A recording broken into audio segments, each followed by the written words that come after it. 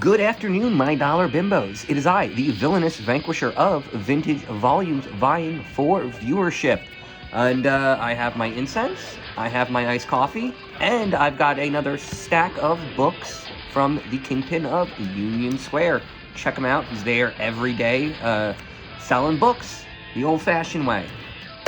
He's on the southwest corner of Union Square, so check him out. He's just $5 bin books. Let's see what I got. Okay, so not all of it is about being a good consumer. Like, right? Like, I feel like a big premise of this channel is, in theory, like, I don't know, buy like an adult, you know? Buy stories you want to read, or, you know, or buy keys below market value. Don't buy the thing the publisher wants you to buy. You know, buy something from a dealer. Buy something old and cheap. And it's usually a good value. Now, this isn't a good value. This is fucking Magnus Robot Fighter. This is some 90s hot garbage. But it's just, it takes me back. Like, this is a book I bought off the rack, right? I would have been, what, 8 or 9 buying this? And it's just something about the shine. So, like, but for $1, I'm fine.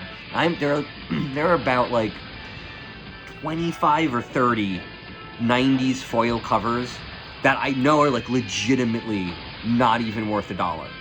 And I will still probably buy them every time I see them. And this is one of them. So, hot 90s shiny garbage. Yeah, I mean, like, this might not even be worth $1, but it's just fun to see it and buy it. Because it really does take me back. And this does too. So this was another 90s trope of nerd culture, the Game Genie.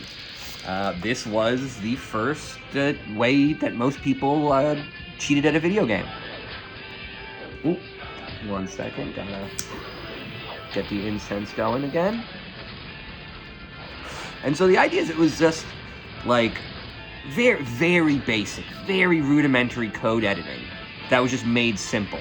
Right, it was, people would go in from the Game Genie, they'd figure out, like, the registry values and what they meant, and then just, like, you know, modify them. And you could add extra lives, invincible. It was such a fun idea. And it was also a very interesting concept of, like, dumbing down of hacker culture, but also, like, widening it, right? Like, this, like, you weren't a hacker if you used Game Genie. But you could definitely argue that the people who made Game Genie were hackers, and the average dumb user was then able to benefit from their knowledge, right? I've never been a hacker. Honestly, I kind of don't think hacking really exists. But the idea is, you would always try to figure out an edge in a video game. You know, we call them unintended game mechanics frequently. And Game Genie was just this very, very early version of that. I thought it was pretty cool. And also, this was before online gaming, so when you were selling a cheat, you weren't selling a cheat somebody's going to use against another person. So, like, this was when it was a harmless arms race of just us trying to mess with the game. And X Factor. So, this is just I feel like just a good series.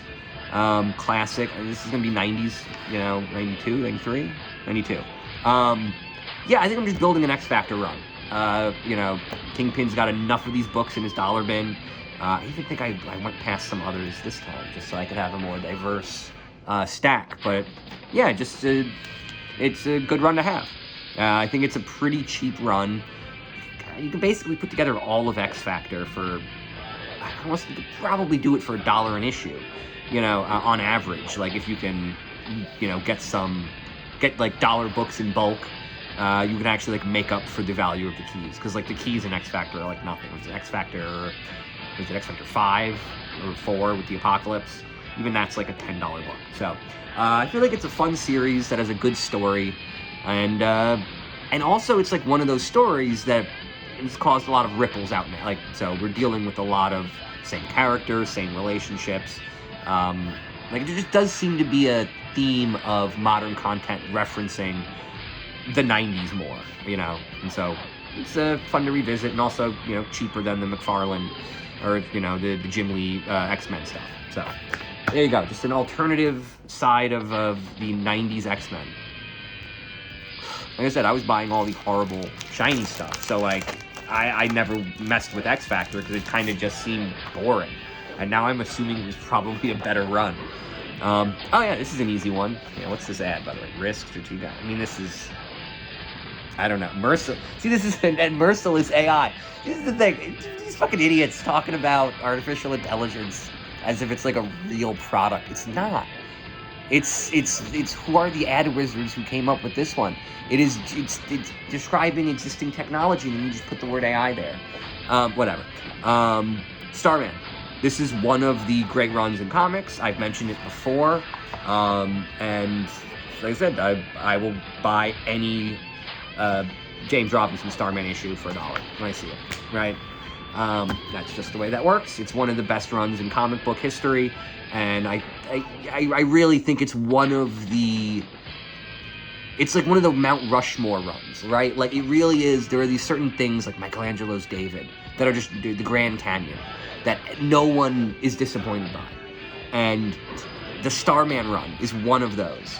No matter what it is, no matter what your expectations, no matter how hyped it is, once you start reading this run and you really figure out how he's handling the character and where it's going to go, it's so meaningful. And, yeah, it's never a letdown. Starman, Robinson. Read it.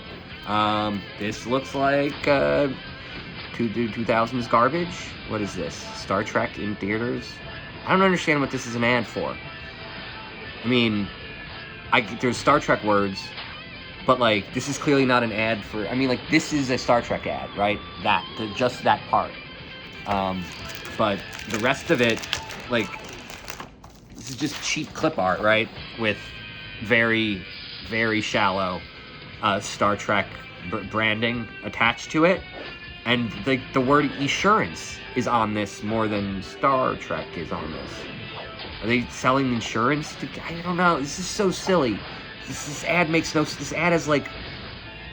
It's almost like this ad is what killed Biggie. Like, right, like, you have Star Trek is Biggie, and then you have, like, Puff Daddy dancing on the side, getting bigger and bigger. But, like, yeah, no, this is... What the fuck is insurance? What is this? This is not... That's not a product that you can sell with a comment. Whatever. Okay, sorry.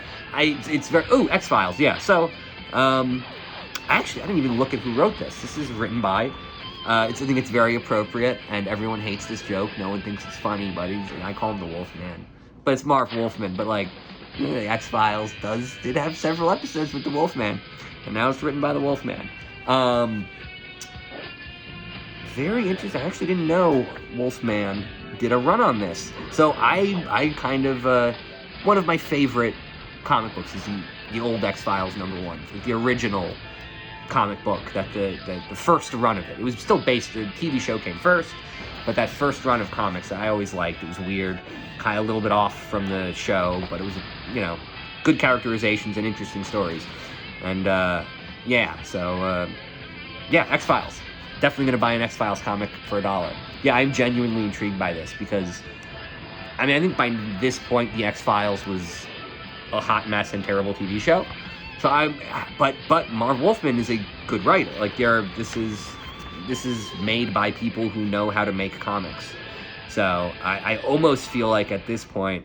Oh, by the way, this is straight out of fucking Fringe, right? That is that is a moment in Fringe. Very cool. Okay, everyone's stealing everyone's ideas. No, very cool. So yeah, X-Files, dope. That's coffee. And now we got llamas. Kia Soul, I don't know. I mean, just like, I really don't think car insurance is a thing.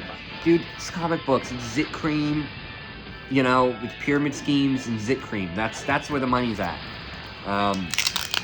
Okay, so this ad, I don't know. This could be, I guess, in late 2000s. What are we seeing here? Seeing 2010 EPA fuel economy, whatever. Crap book. I don't know why I got this one. I think it was just on the front of the bin. No idea. And it does kind of look like a kid's book, but it was, you know, a #1 of some dumb nonsense. I just figured I'd give it a shot. Yeah, so I guess 2010? Yeah, something around there. Very, very, very kind of... yeah, it kind of looks a little... It's not a great... I don't love this version of the X-Men, right? Is this the new X-Men? Like the Whedon stuff? I don't know. I just never liked the weird... what did they call it? Like the feline kind of... The beast secondary and... I was supposed to say like secondary mutations, but like they're like tertiary, quintiary, I don't know what numbers come out. Like they just keep mutating him. Let dude chill. Let him. I like the 90's beast with the cool, you know, the Wolverine style hair, but he was still very expressive and not, you know, just some monster. Then we got Red Hulk. I didn't like the Red Hulk. Okay, whatever. So this is probably just a terrible comic. This is definitely a terrible comic, but I still love it. You know, basically, I feel like this I got just as part of a run. This I got because it is part of one of the runs. You know, there are certain runs that you see them, you buy them. Gail Simone, Secret Six, Robinson, Starman, Drew Baker, Catwoman. If I see, there are certain runs that are just perfect. Starman's one of them. So yeah, this one, honestly, this was me buying a property I like. You know, still, it's a dumb purchase. It's a dumb way to do it. Now, I got lucky, and it turned out to be written by Marv Wolfman, who is an actually talented creator. So, I just got lucky on this one. And then this one is just some schlock I grabbed. I don't know. But, yeah, another 5 books.